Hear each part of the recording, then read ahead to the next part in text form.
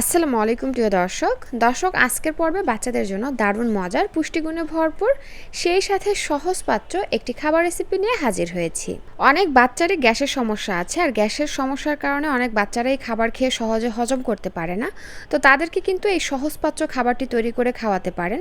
বাচ্চা যেমন সহজে খেয়ে হজম করতে পারবে, সেই সাথে বাচ্চাদের বিভিন্ন পুষ্টি চাহিদা পূরণ হয়ে যাবে। একই সাথে বাচ্চারাও কিন্তু খুব মজা করে খাবে এবং রাতে ভালো ঘুমও হবে।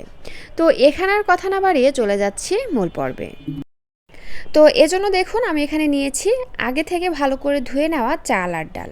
আমি এখানে মুগের ডাল নিয়েছি আর নিয়েছি সুগন্ধি পোলাওর চাল। খাবারের ভিন্নতা আনার জন্য এবং সুন্দর একটা ফ্লেভারের জন্য আমি এখানে সুগন্ধি পোলাওর চালটা নিয়েছি। আপনারা চাইলে রেগুলার ভাতের চালও নিতে পারেন। এবার এখানে নিয়েছি সবজি হিসেবে নিয়েছি আলু, গাজর আর পেঁপে। পেঁপেটা এ কারণে দিয়েছি, এতে করে খাবারটা হালকা মিষ্টি হবে এবং বাচ্চারা পছন্দ করবে।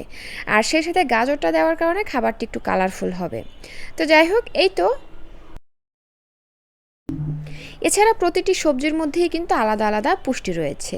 তো যাই হোক, এরপরে হচ্ছে চাল, ডাল এবং সবজি সিদ্ধ হওয়ার জন্য দিয়ে দিচ্ছি পর্যাপ্ত পরিমাণে পানি। পানির পরিমাণটা এমনভাবে দিতে হবে যাতে সব কিছু খুব ভালোভাবে সিদ্ধ হতে পারে, সেটা বুঝে।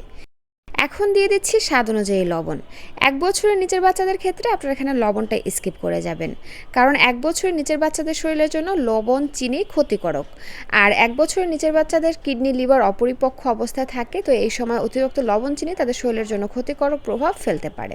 এছাড়া আমরা কিন্তু এখানে গাজর এবং পেঁপে ব্যবহার করেছি, যেটা কিন্তু খাবারটি ন্যাচারাল উপায়ে হালকা একটু মিষ্টি করে দেবে এবং বাচ্চারা মজা করে খাবে।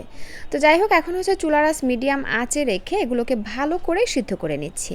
ফাঁকে ফাঁকে এসে একটু ঢাকনাটা তুলে আমরা একটু নেড়েচেড়ে দিব এবং চুলার আঁচটা মিডিয়াম আঁচে রেখে এগুলোকে ভালো করে সিদ্ধ করে নিব।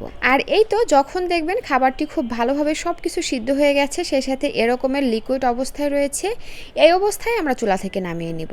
তারপরে একটা আলু ম্যাশার অথবা ডাল ঘুটনির সাহায্যে আমরা খাবারটি বাচ্চা যেভাবে খেয়ে অভ্যস্ত সেভাবেই আমরা ম্যাশ করে নিব। অনেক বাচ্চা একটু বেশি ম্যাশযুক্ত খাবার খেয়ে অভ্যস্ত, আবার অনেকে দানাদার খাবার খেতে পারে। তো সেটা বুঝেই কিন্তু আমরা খাবারটি আমাদের বাচ্চাদের জন্য ম্যাশ করে নিব। তবে কেউ ব্লেন্ডারে দিয়ে এগুলোকে ব্লেন্ড করবেন না, কারণ ব্লেন্ডারের খাবার খেয়ে বাচ্চারা একবার অভ্যস্ত হয়ে গেলে তারা দানাদারযুক্ত খাবার খেতে চায় না।